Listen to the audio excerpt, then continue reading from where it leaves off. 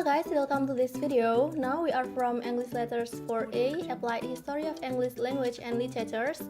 In this video, we will talking about Proto Indo European. But before you looking for our video, please subscribe and like this video. Now I will introduce the members of our team. The first one is Kinkin Priska Sylvia, and the second one is Sri Lestari, and the last one is Yuanita Kusuma Murti.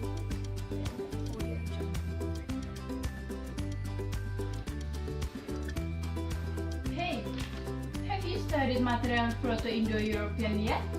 Oh, yes, I have. Tomorrow there is a test, right? I've learned, but I will read again. Oh, nice. Let's we learn together. Okay.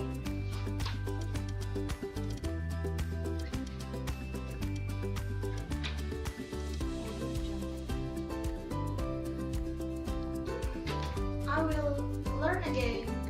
I hope that tomorrow I will get a good score.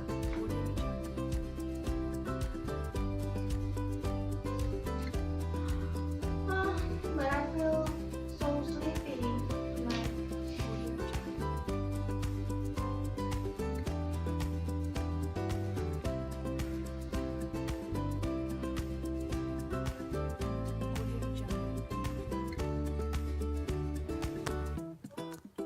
Here, the branches of Proto Indo European language.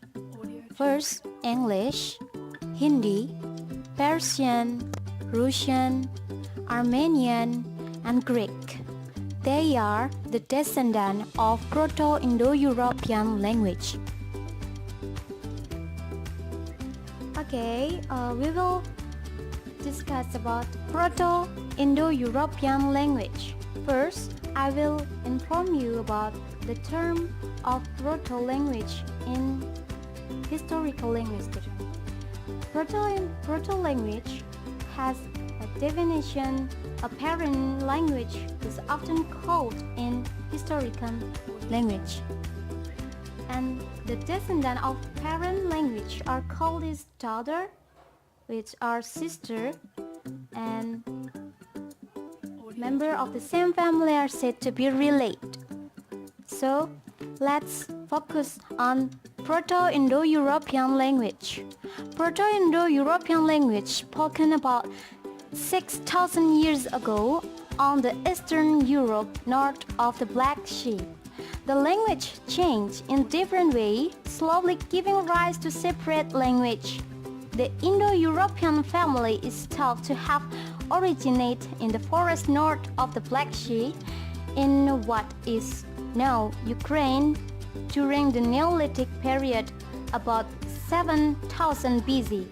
Thus people began to migrate between 3,500 BC and 2,500 BC, spreading west to Europe, south to the Mediterranean, north to Scandinavian, and east to India. There is no sport script to show about Proto-Indo-European, but it can be known from the root of the present-day English word.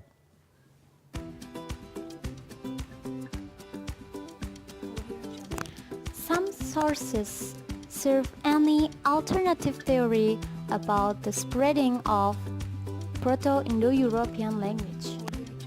PIA began several thousand years earlier in Anatolia and spread with the expansion of agriculture. The branch of Proto-Indo-European, Anatolian, Tocharian, Italo-Celtic, Armenian, Albanian, Hellenic, Germanic, Balto-Slavic, and Indo-Iranian. And now, Anatolian and Tocharian are extinct. The sounds of Proto-Indo-European. The vowel system of Proto-Indo-European is a fairly average one. The first one, the vowel system of Proto-Indo-European is a fairly average one. its difference from false Proto Indo European, which early modern English is in a model there are vowels a. Is on a Proto Indo European is no, and vowels o on a model does not exist, and in Proto Indo European no vowels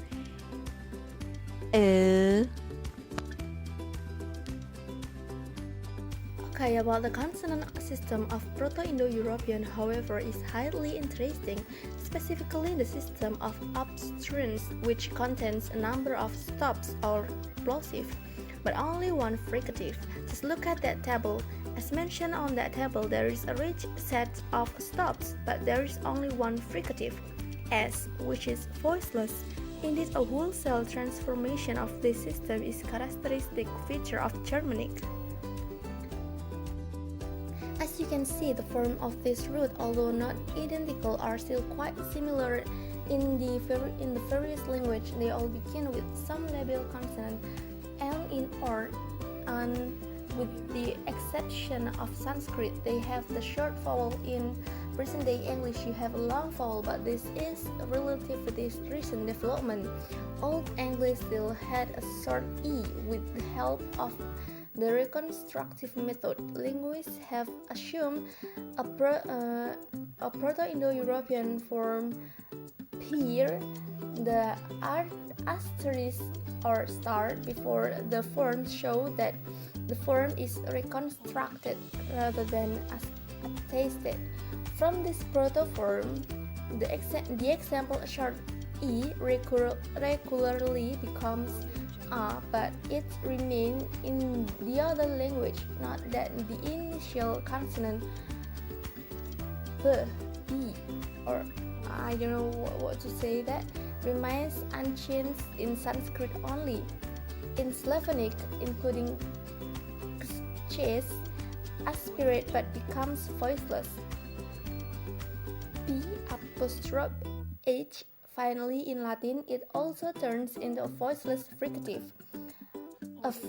Note that the Proto-Indo-European form itself doesn't remain unchanged in any other daughter language. Needless to say, the example is meant as an illustration only. If you are interested in the details of linguistic reconstruction, please check the suggested reading section at the end of this chapter. Proto-Indo-European was a very richly inflected language, using mostly affixes to express grammatical functions such as number, case, gender, and etc. Nouns and adjectives, as well as certain pronouns, distinguish three grammatical genders: masculine, feminine, and neuter. This threefold gender system is still found in German as well as in the Slavonic language. In German, for instance, masculine nouns take the form der of the definite article. For example, der Tisch. Feminines take die, D-I-E. For example, die Sprach. And while neuters take das. For example, das Schiff. The gender of a noun is fixed. A given noun belongs to a particular gender, adjectives and pronouns, on the other hand, having varying forms according to the gender of the noun they stand together with.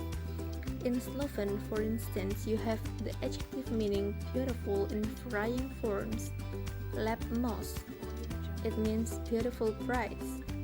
As a masculine, lepmaka, it means beautiful cats. As a feminine, and lepomesto, it means beautiful city. In the neuter, the citation was somewhat similar Old English, where some endings were characteristic of a certain gender. The system of verbs is highly complex in Proto-Indo-European from a morphological point of view, and I do not intend to cover the topic exhaustively. Instead, I restrict my attention to the most important points, and I also simplify a bit. Firstly, just like nominal, verbs also distinguish their number, singular, plural, and dual. In English, but verbs still have three numbers encoded. The earliest extensively documented Germanic language, for example, slepa, singular I sleep, differs from slepos, is to move from we to sleep, as well as slepam, plural, we, more than two of us sleep. Secondly, there were, as in a language, characteristic verbal categories, specifically voice, aspect, tense, and mood. The first one is there were two voices, active and the middle. The active voice had the same function as in English, while the middle voice expressed reflexive as well as passive functions. The middle voice does not survive into English, although the earliest period of Germanic some of its forms still remain. The details are not relevant, but I would like to note that the middle voice was originally expressed by affixation, and the modern English way of forming a passive construction, be plus past participle as in the ball was found, has nothing to do with the Proto Indo European middle voice. The English construction is a much later independent development. Compare this to Gothic, where nemen means they take, while nemendau is the passive forms for they are taken, for instance. The second one is modern English distinguished three aspects: simple, perfect, and progressive or continuous. Compare I work versus I have worked versus I'm working. The simple aspect really means that it's near perfect, non-progressive. In Proto Indo European, the situation was similar, though not identical. There was a perfect aspect roughly corresponding to the perfect aspect of modern English. The second one is called imperfect, meaning non-perfect, corresponding to English progressive, but partly also the simple apart from progressive actions. It also expresses habitual events. And the third one is whether Proto-Indo-European originally had special forms to express different tense or not is a debate issue. It is possible that tense distinctions were not made. Instead, the different aspects serve to express the difference between the present, past, and the future times.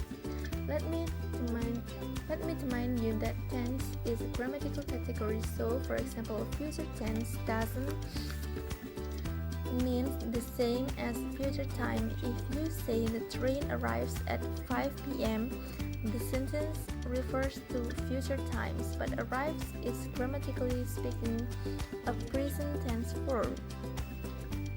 The fourth one is there are four moods we can reconstruct for Proto-Indo-European: indicative, imperative, subjunctive, and optative.